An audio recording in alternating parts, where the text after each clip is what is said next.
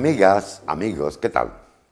Concluyendo con el retrato que iniciamos la semana pasada de las muchas caras de Gilbert Keith Chesterton, comprobamos que el príncipe de las paradojas es un caso especial y diferente al resto de autores. No es un novelista, sino un ensayista que ocasionalmente recurre a una narración humorística y a veces deliberadamente disparatada. Su tema es el descubrimiento del Mediterráneo. Habiéndose puesto a inventar una religión personal que satisficiera sus exigencias humanas, al final resultó que había dado con la ortodoxia católica. Rubicundo y jovial, amigo de la sensatez y la buena mesa, Chesterton entona la alabanza de lo cotidiano y real, de la cordura y la normalidad, frente a todo romanticismo excepcional. Como aspecto externo, aunque discutible, realiza la exaltación apologética del cristianismo. Pero aparte del valor religioso de su obra, Chesterton es también un risueño satírico que desmonta las paradojas del mundo intelectual moderno y uno de los primeros escritores de nuestro tiempo, por sus virtudes retóricas y por su destreza literaria. La limpidez y el orden son constantes de todas las obras de Chesterton. Desgraciadamente, Chesterton procuraba extraerles una moral y de ese modo rebajarlas a meras parábolas. Felizmente, nunca lo conseguía del todo. Aunque no compartamos su teología, como tampoco la que a Dante inspirara la Divina Comedia, las dos fueron imprescindibles para la creación de la obra de Gilbert Keith Chesterton, una obra vastísima que, como afirmara Borges, no encierra una sola página que no ofrezca una felicidad. Bienvenidos a Maldita Literatura. ¿Por qué hay que leer a Gilbert Keith Chesterton? Porque fue uno de los grandes clásicos ingleses mejor apreciados en español. Probablemente si Borges no hubiera insistido tanto en hablar de la obra de Chesterton, hoy en día no se estaría reeditando como se reedita la obra de Chesterton en España, en México, en Argentina, en Chile y en diversos países hispanohablantes. Se reedita mucho más en español que en inglés. Chesterton fue un autor de extraordinarios cuentos policiales, como la saga del Padre Brown, pero también Chesterton fue autor de ensayos memorables y era un extraordinario polemista. Era alguien capaz de discutir con eminencias de su tiempo como Bernard Shaw y obsequiarnos unos libros tocando los temas más polémicos de su tiempo, porque Chesterton además se convirtió al catolicismo y por lo tanto fue alguien que de una manera militante defendió la doctrina católica ante sus impugnadores en un país como el Reino Unido, donde los católicos siempre fueron minoría. Pero Chesterton lo hacía desde el humor, no desde el dogmatismo. Chesterton lo hacía desde la curiosidad, no desde la actitud cerril. Chesterton lo hacía tratando de invitar a cualquier persona que estuviera fuera del ámbito de su pensamiento a tener la curiosidad por aquellas cosas que a él lo motivaban. Poeta, dramaturgo, ensayista, articulista, Chesterton es un banquete para cualquiera que quiera leerlo. Durante su juventud, Chesterton se interesó por el ocultismo. En su autobiografía, publicada poco después de su muerte, señala que dentro del grupo de los que realizaban espiritismo o juegos con el demonio, él era el único que realmente creía en el diablo. En su búsqueda de la verdad, Chesterton, hombre abierto y de gran mentalidad, no se detendría ante ningún muro. Siempre, dirá, antes de romper un muro, hay que preguntarse en primer lugar por qué lo han construido. Ante la idea general y comúnmente aceptada de que el saber de nuestros antepasados es inferior al del presente, con sus innegables progresos científicos y tecnológicos, Chesterton responderá que las verdades elementales no necesitan sofisticadas herramientas, sino simplemente un corazón sencillo. Escribirá: mi primera y última filosofía, en la que creo con inquebrantable certeza, la aprendí en el cuarto de los niños. Puede decirse que la aprendí de una niñera, o, lo que es lo mismo, de la solemne sacerdotisa de la democracia y la tradición. En 1901 contraerá matrimonio con Frances Bloch, autora de versos, canciones y obras teatrales escolares, practicante anglicana, con quien Chesterton alcanza la estabilidad emocional necesaria para normalizar su primer desorden existencial. Ella le ayudará desde una postura de militante agnóstico que había mantenido Chesterton desde su juventud a su acercamiento al cristianismo.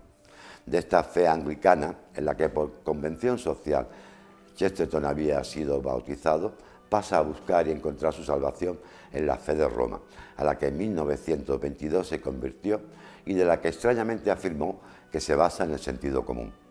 Su mujer también se convertirá al catolicismo 4 años después. Chesterton arguyó que la rareza del catolicismo se ajusta a la rareza del universo, del mismo modo que la extraña forma de una llave se ajusta exactamente a la extraña forma de una cerradura, y redactó sendas biografías sobre San Francisco de Asís y Santo Tomás de Aquino.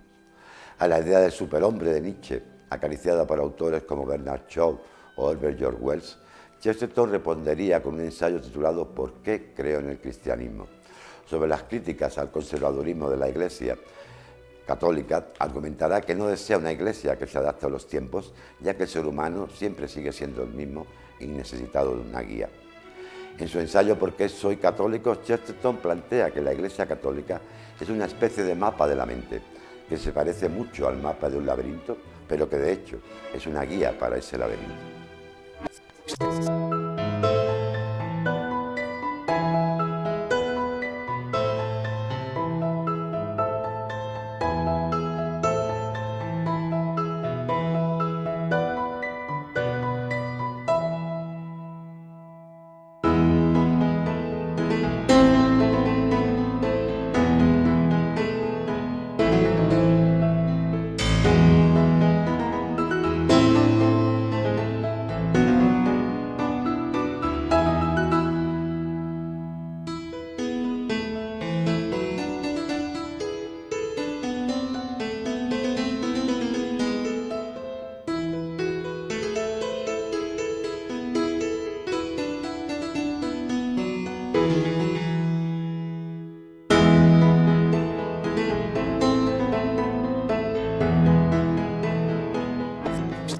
Aparte de apologéticos ensayos teológicos, profundos estudios literarios, divertidas obras de ficción y poemas, el renombre actual de Chesterton se cimienta sobre todo en aquello que podríamos denominar la serie del Padre Brown, su personaje más famoso, un sacerdote católico de apariencia ingenua, cuya agudeza psicológica lo convierte en un formidable detective. Apareciendo por primera vez en El candor del Padre Brown, este brillante sacerdote detective reaparecerá en más de 50 historias que, reunidas a lo largo de 5 volúmenes, muy pronto traducidos al castellano por ese gran apasionado de las letras universales, que fue el ensayista, narrador, poeta y diplomático mexicano Alfonso Reyes, consolidaron la fama de Chesterton. El personaje del Padre Brown fue creado gracias a la amistad de Chesterton con el padre John O'Connor, de quien recibió el impulso decisivo para su conversión al catolicismo. Chesterton opinaba que la Iglesia romana tenía un conocimiento superior sobre el bien, pero jamás creyó o pensó que poseyera idéntico conocimiento sobre el mal. Y fue el padre O'Connor precisamente quien en las largas caminatas que realizaban juntos le demostró que también conocía profundamente la maldad, sobre todo gracias al sacramento de la confesión, donde escuchaba tanto sobre uno, sobre el bien, como sobre el otro, sobre el mal. Todos los relatos del padre Brown simulan ser policiales, sin embargo son mucho más. En cada uno de ellos, Chesterton nos presenta y propone un enigma, un misterio, que a primera vista es indescifrable. Se sugiere y baraja después una solución no menos mágica que atroz, una solución de tipo demoníaco o incluso sobrenatural, para al final alcanzar la verdad que procura ser razonable de este mundo. Cada uno de los cuentos es un apólogo, a la vez que una breve pieza teatral. Sus diálogos, su modo narrativo, la definición de los personajes como actores que entran y salen en escena y la de los lugares son excelentes. Antes del arte de la escritura, Chesterton había ensayado la pintura y toda su obra narrativa es curiosa y memorablemente visual. El misterio que nos sugiere un hecho imposible y sobrenatural en sí mismo se revela tan interesante como la propia y difícil solución de orden lógico que nos propone Chesterton. Mientras las ficciones detectivescas del padre Brown contrastan con la del inventor de género, Edgar Allan Poe, y siguen más bien la línea de Arthur Conan Doyle, en las que dedicará a ese otro investigador sedente, el gordo y plácido Mr. Pond, literalmente estanque, en una colección de breves novelas policíacas publicada poco después de su muerte, titulada Las paradojas del señor Pond. En ellas, Chesterton inaugurará la tradición de esos detectives que especulan sobre la conducta humana a través de fuentes indirectas. Las paradojas del señor Pom son historias que giran en torno a un funcionario público, del que nunca se dice su nombre de pila, y solo sabemos que le llaman el señor Pom, un hombre común y corriente, que en medio de sus conversaciones tiene la costumbre de narrar paradojas, detrás de las cuales se esconde siempre una aventura de su vida, logrando así que muchos lo crean incluso demente. Por ejemplo, Mr. Pom llegará a decir con misteriosa naturalidad: claro, como nunca estaban de acuerdo, no podían discutir. O, aunque todos deseaban que se quedaran, no lo expulsaron, para luego referir una historia que ilumina asombrosamente sus observaciones.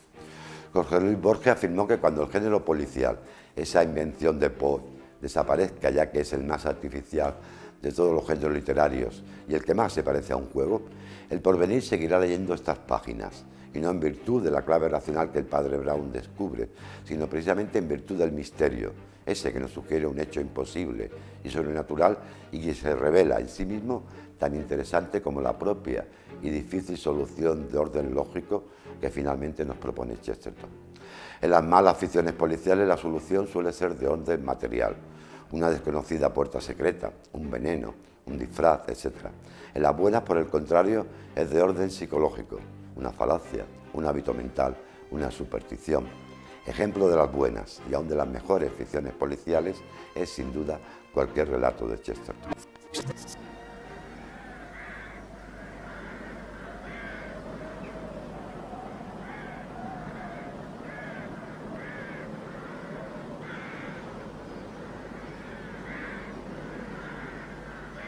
Might be a map of the world, mightn't it?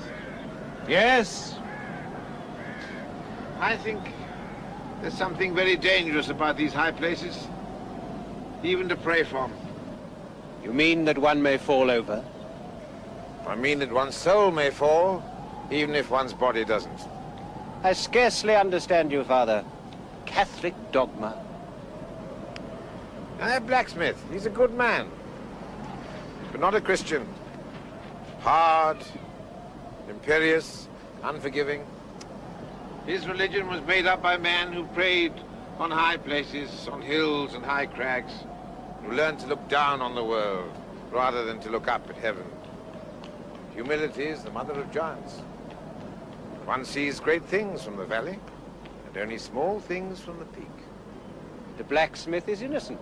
Oh, yes, yes, yes, indeed, yes. You know, Vicar, I once knew a man who began like other men worshipping before the altar. Then he grew fond of high places to pray from, nooks and corners and the belfry or the spire.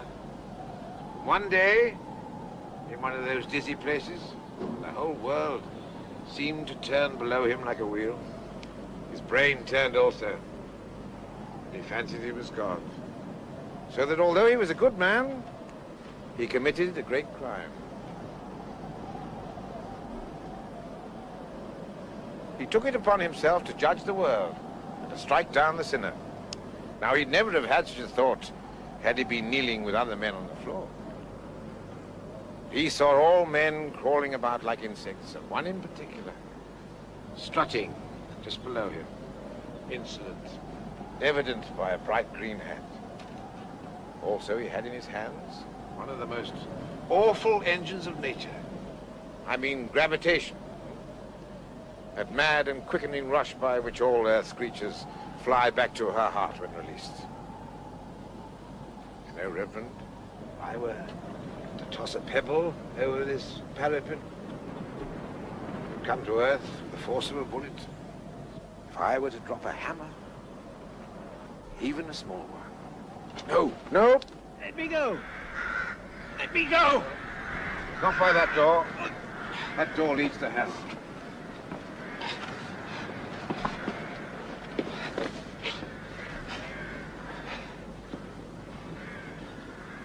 How do you know all this?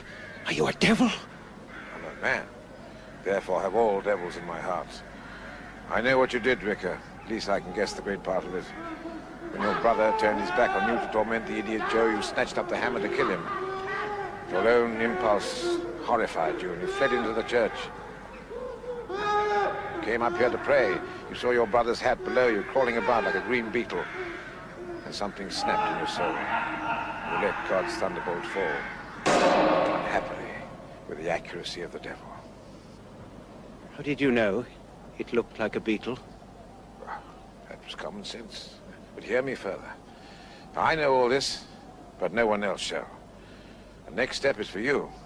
I seal this with a seal of confession. I leave things to you because as yet you have not yet gone very far wrong as assassins go. True, you tried to blame the idiot Joe, but you knew he couldn't suffer death for it. That's one of the gleams it's my business to find in assassins now. Let's go down into the village. I have a bus to catch. And you may go your own way, as free as the wind. I said my last words. Maestro de la ironía y de la paradoja lógica como motor de la narración, Chesterton era además un lúcido pensador sobre la realidad política y social que lo rodeaba, defendiendo la sencillez de los primigenios valores cristianos y fundando una publicación con su amigo, el también escritor británico de origen francés, Hilary Belloc. Este otro apologista católico tuvo una gran influencia sobre Chesterton en su acercamiento al catolicismo. Juntos incursionarán en lo que tras la Primera Guerra Mundial será conocido como el distributismo, un sistema económico, político y social que exigía una mayor distribución de la riqueza y de la propiedad, y a menudo asociado con el cooperativismo. Basado en las enseñanzas de la doctrina social de la Iglesia Católica y articulado por el Papa León XIII en su encíclica de 1891 Rerum Novarum, tanto Chesterton como Hilary Belloc defenderán y aplicarán en sus obras estos principios de justicia social de lo que consideraban como una alternativa al socialismo y al capitalismo, una especie de tercera vía económica. Esencialmente, el distributismo sostiene que mientras el socialismo no permite la propiedad privada de los medios de producción, ya que se encuentran bajo el control del Estado, y el capitalismo solo a unos pocos, lo realmente importante sería asegurar que el mayor número posible de personas se conviertan en propietarios de los medios de producción. Encontramos un resumen del distributismo en la siguiente declaración de Chesterton. Demasiado capitalismo no quiere decir muchos capitalistas, sino muy pocos capitalistas. Curiosamente, esta doctrina social conseguiría cierta notoriedad en España, donde se editó el libro Las exigencias de la doctrina social de la Iglesia, el ejemplo de Chesterton. Y será más conocido aún el distributismo por su influencia sobre el economista Schumacher, que también se convertiría al catolicismo y autor del libro Lo pequeño es hermoso, una conocida obra que cuestiona el Producto Nacional Bruto como medida del bienestar humano, enfatizando que éste debería consistir en la obtención de un máximo de bienestar con un mínimo de consumo. Y en su epílogo subraya la necesidad de que ideales como justicia, armonía, belleza y salud se antepongan a la filosofía del materialismo. Por su parte, Belloc también escribió un libro en colaboración con el hermano menor de Chesterton, Cecil, titulado El sistema de partidos, en el que hacían pedazos al Parlamento británico. Las ideas de Chesterton y Belloc chocaron con otros importantes intelectuales del momento, como H.G. Wells o George Bernard Shaw. Este último llegaría a denominar a la pareja como el monstruo Chester-Belloc, haciendo un juego de palabras entre Chesterton y Belloc, debido a la influencia que ambos tenían en la prensa de la época y al ardor con que defendían sus creencias. Al final de su libro Lo que está mal en el mundo, Gilbert Keith Chesterton alude a una ley promulgada en aquel periodo en el Reino Unido, según la cual, para evitar las epidemias de piojos en los barrios pobres, los niños de la clase obrera deberían llevar las cabezas rapadas. Los pobres, escribe Chesterton, se encuentran tan presionados desde arriba, en sus mundos de miseria tan apestosos y sofocantes, que no se les debe permitir tener pelo, pues, en su caso, ello significa tener piojos. En consecuencia, los médicos sugieren suprimir el pelo. No parece habérseles ocurrido suprimir los piojos. Y es que sería largo y laborioso cortar las cabezas de los tiranos. Es más fácil cortar el pelo de los esclavos. En el razonamiento que hila a la conclusión de este formidable libro, Chesterton sostiene que la lección de los piojos de los suburbios es que lo que está mal realmente son los suburbios, no el pelo. Y llega a afirmar cosas verdaderamente sorprendentes, como la siguiente: solo por medio de instituciones eternas como el pelo podemos someter a prueba instituciones pasajeras como los imperios. Durante todo este libro, Chesterton va buscando un punto de referencia, un punto de partida sobre el cual construir todo un orden social y más allá del cual no tiene sentido defender nada. Inicia de este modo el último y bellísimo párrafo de este sorprendente libro, Lo que está mal en el mundo. Hay que empezar por algún sitio, y yo empiezo por el pelo de una niña. Cualquier otra cosa es mala, pero el orgullo que siente una buena madre por la belleza de su hija es bueno. Es una de esas ternuras que son inexorables y que son la piedra de toque de toda época y raza. Si hay otras cosas en su contra, hay que acabar con esas otras cosas. Si los terratenientes, las leyes y las ciencias están en su contra, habrá que acabar con los terratenientes, las leyes y las ciencias. Con el pelo rojo de una golfilla del arroyo prenderé fuego a toda la civilización moderna. Porque una niña debe tener el pelo largo, tiene que tener el pelo limpio. Porque debe tener el pelo limpio, no tiene que tener un hogar sucio. Porque no debe tener un hogar sucio, tiene que haber una madre libre y disponible. Porque debe tener una madre libre, no tiene que tener un terrateniente usurero. Porque no debe haber un terrateniente usurero, tiene que haber una redistribución de la propiedad. Porque debe haber una redistribución de la propiedad, tiene que haber una revolución. La pequeña golfilla del pelo rojo, a la que acabo de ver pasar junto a mi casa, no debe ser afeitada, ni lisiada, ni alterada. Su pelo no debe ser cortado como el de un convicto. Todos los reinos de la tierra deben ser mutilados y destrozados para servirle a ella. Ella es la imagen humana y sagrada. A su alrededor la trama social debe oscilar, romperse y caer. Los pilares de la sociedad vacilarán y los tejados más antiguos caerán, pero no habrá de dañarse un solo pelo de su cabeza. Innecesario hablar de la magia y del brillo de los cuentos de Chesterton, que combinan el horror fantástico y el análisis detectivesco junto a otras muchas virtudes. Chesterton efectivamente es un ortodoxo, pero no un mero conservador y menos aún un reaccionario, y llegará a escribir: para el ortodoxo siempre habrá motivos para la revolución, porque toda revolución es una restauración. Su adolescencia correspondió al fin del siglo del XIX, que íntimamente padeció a esos años desesperados y crepusculares del decadentismo.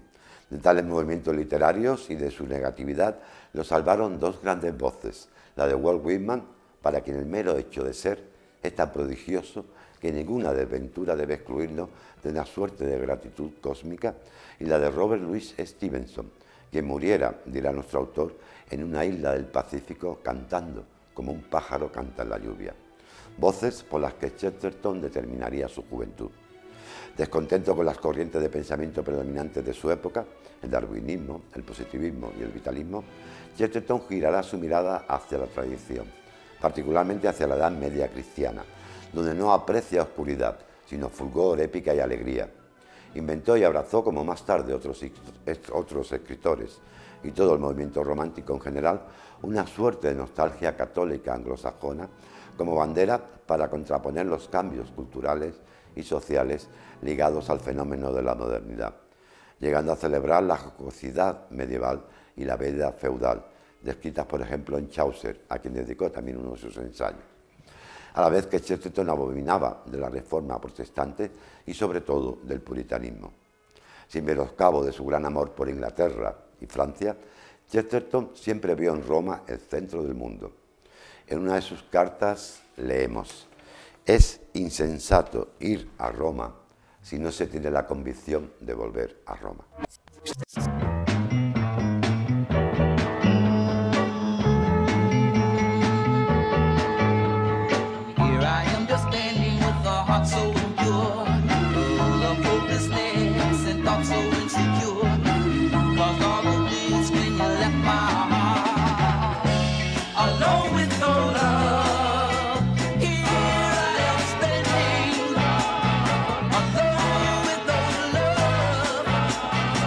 Here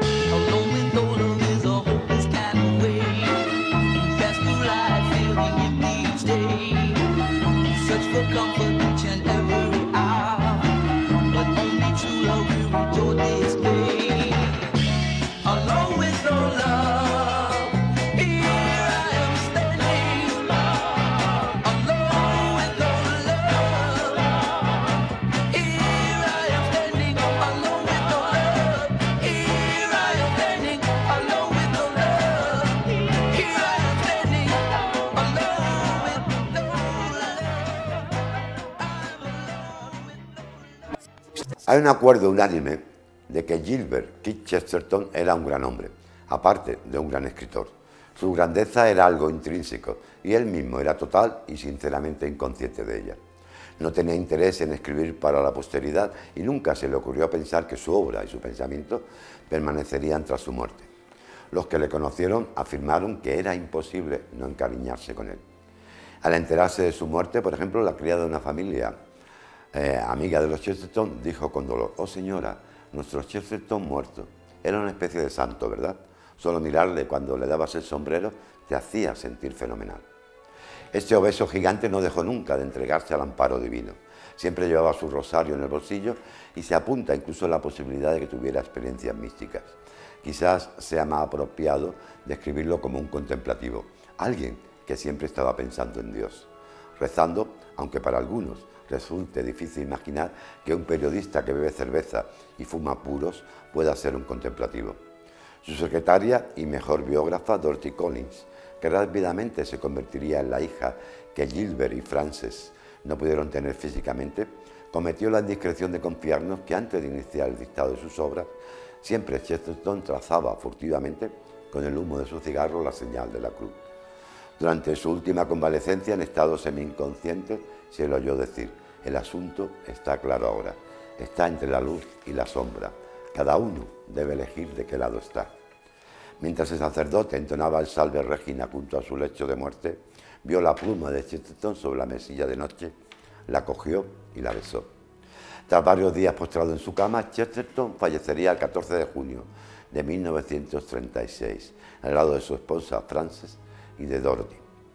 Al reconocerlas en su último despertar, le dijo a su esposa: «Hola, cariño».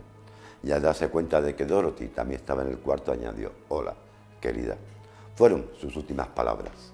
Uno de sus biógrafos señala que aunque estas últimas palabras no son las que se esperarían de uno de los más grandes escritores del siglo XX, fueron seguramente apropiadas, ya que transmitían la certeza de un reencuentro y no la tristeza de una despedida. Hasta la semana que viene. Muchas gracias. Cuídense.